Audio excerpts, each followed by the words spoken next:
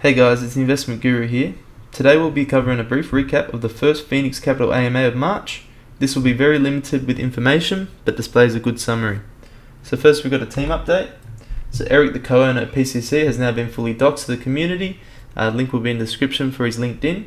So the UK office employed a COO, a CSO, and a CTO, while the US office employed a CIO and also the CEO of Pink Banana.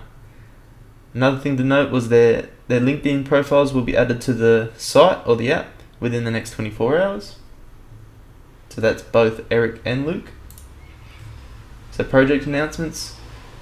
So NIFI, basically, they've given us some tastes of what NIFI will be about. So basically Luke's stated it's like investing into a movie. So I'm assuming we're going to profit share from a future release movie that they've said that will be AAA quality. Video games using Fire, so that obviously brings demand for the Fire token if you're able to use it within a video game. And also being anonymous as a service. So I took a quote and he's basically said, "Control usage of personal data. Luke hates that other companies stealing data." So there's a few interesting things that NIFI touches on, and I'm excited for any more future announcements on that. So Pink Banana marketplace will be confirmed for March, so it's definitely confirmed for this March. And then Swapsicle, don't believe there's any new announcements as of this AMA. So things to come, so limited NFT runs. So basically the idea here is like an anniversary, say, NFT, which will not necessarily earn you Fire, but will be part of, if you were here at this time and you got the NFT, then let's say in 6 months and the community grows huge, that NFT might be very rare because it's something that was around from the beginning. Next, we've got hiring data analysts. So this is just to proofread everything and to make sure all the data is up to spec, and also to constantly evolve with the times. Incubator competition, so think Shark Tank, but multiple projects come in to ask for capital, but only one walks away with the capital. So that's a very interesting concept they got going on. I think it will filter out the not so interesting projects and really bring forward the projects that have the most hype and the most use case. So there will be a new updated white paper, and also a merch store is coming soon, which I'm very excited about.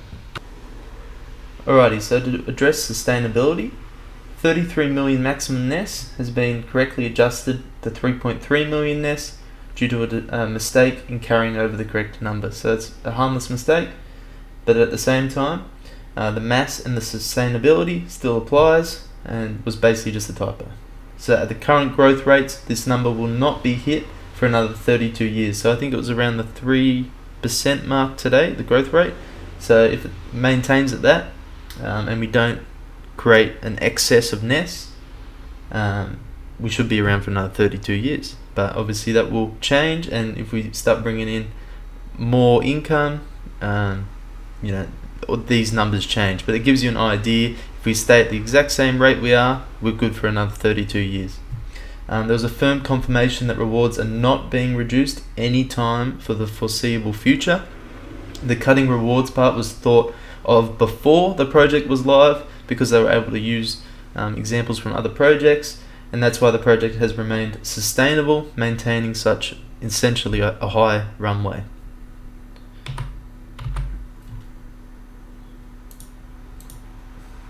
Alright, so the next point was the founder token unlock. So each founder gets 50,000, equaling a total of 100,000 tokens to the two founders, Eric and Luke, who are now being fully doxed. Who are now fully doxed, yeah. There was a 90-day cooldown period where they remained locked from Eric and Luke. Currently the team are working out a vesting period for which the tokens could be sold off gradually. So Eric has clearly stated that he personally does not want to sell his Fire, but he will use them as a leverage tool. So currently using fire as leverage is unavailable, but Eric is looking into an OTC type deal, but there's going to be more information on that later. Next we've got use cases. So current use cases is basically it's just a reflection token for NES, and we're talking about fire's use case, and also liquidity providing for passive returns. So the next planned use case, basically there's going to be more to come, and they've stated they're very much open up to suggestions. But currently there's going to be 2 video games which use fire as the in-game currency.